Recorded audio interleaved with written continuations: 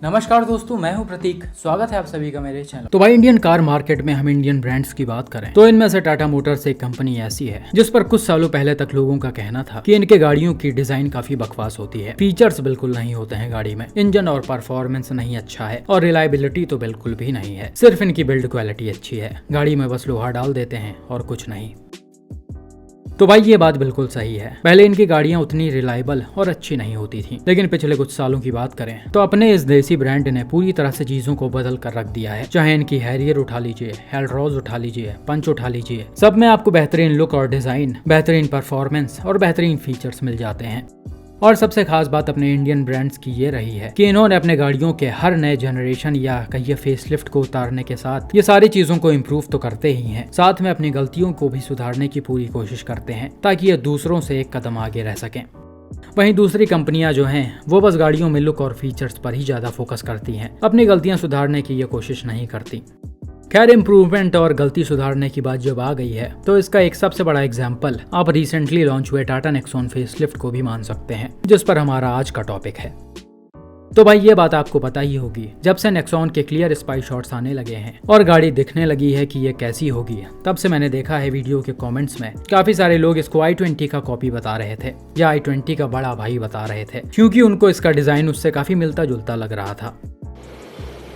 अच्छा, खैर, अब फाइनली रिसेंटली टाटा वालों ने पूरी तरह से इसे अनवील कर दिया है और आप खुद देख कर तय कर लीजिए कि ये i20 लग रही है या लंबोर्गिनी उरुस। एसयूवी के फ्रंट को देखा जाए तो ये क्लियरली टाटा कर्व से इंस्पायर्ड है। इसमें नए LED DRLs दिए गए हैं जो पहले पतले हैं, बाद में नीचे की तरफ जाकर ये रेक्टेंगुलर शेप में हो जा रहे हैं।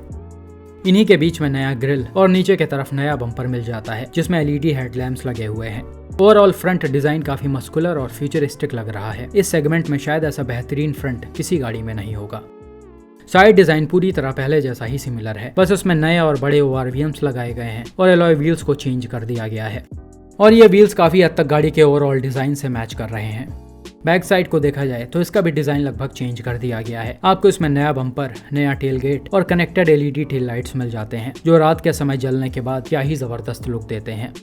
बाकी गाड़ी का ग्राउंड क्लियरेंस और टायर साइज पहले जैसा ही सेम रखा गया है, इसमें कोई चेंजेस नहीं हुए हैं। तो भाई ये रही एक्सटीरियर की बात, लेकिन जितना खतरनाक ये बाहर से लग रही है उतनी ही खतरनाक अंदर से भी है। आप देख सकते हैं SUV का इंटीरियर ज्यादा प्रीमियम और अट्रैक्टिव है। ओवरऑल डैशबोर्ड का लुक चेंज कर दिया गया है। ये पहले से ज्यादा स्लीकी और अच्छे डिजाइन के साथ आता है, जिसमें आपको पतले से AC वेंट्स मिल जाते हैं और प्रीमियमनेस बनाए रखने के लिए मिडिल पार्ट में लेदर का भी यूज किया गया है। इसी के नीचे कंट्रोल्स का भी ऑप्शन दिया गया है जो पूरी तरह से टच बेस्ड है। AC चलाना हो, हजार्ड ऑन करना हो या फिर फीचर्स से रिलेटेड कुछ भी कंट्रोल करना हो तो आपको बटन नहीं दबाना पड़ेगा, सब काम टच से होगा। ये भी थोड़ा प्रीमियमनेस बढ़ाने के लिए किया गया है। सेंटर कंसोल में ऑटोमेटिक वेरिएंट्स में नया गियर शिफ्टर दिया गया है जो पहले आपने सिर्फ महंगे गाड़ियों में ही देखा होगा। इसी के साथ डैशबोर्ड के ऊपर देखेंगे तो आपको एक बड़ा 10.25 इंचेस का इंफोटेनमेंट सिस्टम मिल जाता है जो इससे पहले नेक्सॉन EV के रेड डार्क एडिशन में और सफारी हैरियर में दिया गया था। इतना बड़ा स्क्रीन डैशबोर्ड पर काफी जबरदस्त फील देता है। ड्राइवर साइड की तरफ बढ़ेंगे तो इधर टाटा के इल्यूमिनेटेड लोगो के साथ नया 2 स्पोक स्टीयरिंग व्हील दिया गया है जो काफी हद तक ओल्ड टाटा SUVs की याद दिलाता है। पीछे की तरफ एक बड़ा डिजिटल इंस्ट्रूमेंट क्लस्टर मिल जाता है जो बाकायदा नेविगेशन के साथ आता है। मतलब अब आपको रास्ता देखने के लिए इधर उधर नजर नहीं घुमानी पड़ेगी, बल्कि सीधा सीधा सारी चीजें दिख जाएंगी। इसके अलावा इसमें ब्लाइंड व्यू मॉनिटर भी दिया गया है जो पहले आपने Hyundai के कुछ गाड़ियों में देखा होगा। बाकी गाड़ी के सीट्स को भी प्रीमियम रखा गया है, साथ ही ड्राइवर और को ड्राइवर सीट्स वेंटिलेटेड हैं और इनमें हाइट एडजस्टेबल का भी ऑप्शन दिया गया है। ओवरऑल इंटीरियर का भी डिजाइन और लुक जबरदस्त है और शायद इतना प्रीमियम इंटीरियर इस सेगमेंट में आपको और कोई कंपनी नहीं दे रही है। अब बात करते हैं SUV के फीचर्स के बारे में जो आजकल ज्यादा लोग गाड़ियों में खोजते हैं।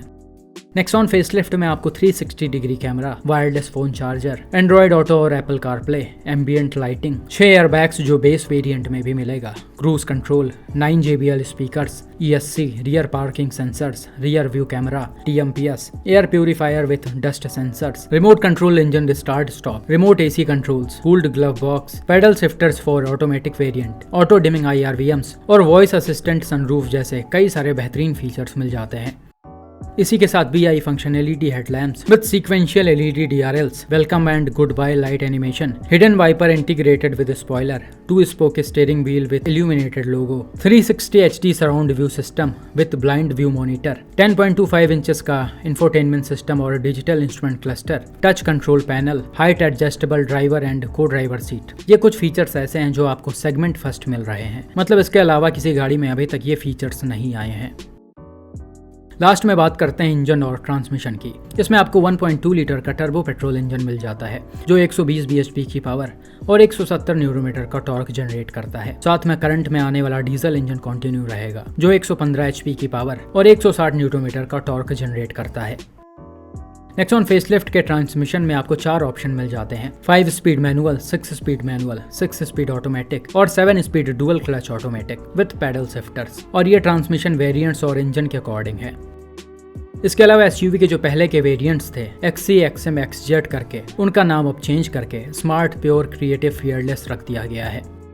तो भाई आने वाली नेक्सॉन में आपको क्या क्या चीजें मिलेंगी वो मैंने आपको बता दिया है, और इसके सेल में जो अचानक डाउनफॉल आया था वो फेसलिफ्ट की वजह से ही था। उम्मीद करते हैं इसके लॉन्च होने के बाद फिर से ये अपने पोजीशन पर पहुंच जाएगी।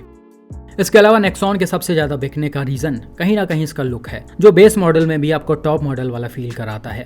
अब इसी में देख लीजिए बेस मॉडल होने के बाद भी गाड़ी क्या जबरदस्त लुक दे रही है। भले ही अंदर इसमें लिमिटेड चीजें ही क्यों ना हो, लेकिन बाहर से LED DRL, हेडलैम्प और LED टेल लाइट्स के साथ पूरा टॉप मॉडल वाला फील है। ओवरऑल मेरे हिसाब से SUV काफी जबरदस्त और प्रीमियम बनाई गई है, और मुझे नहीं लगता इस सेगमेंट में प्रेजेंट टाइम में ऐसी कोई गाड़ी आपको मिलेगी। बाकी आपका नेक्सॉन फेसलिफ्ट पर क्या मानना है कमेंट में बताइए।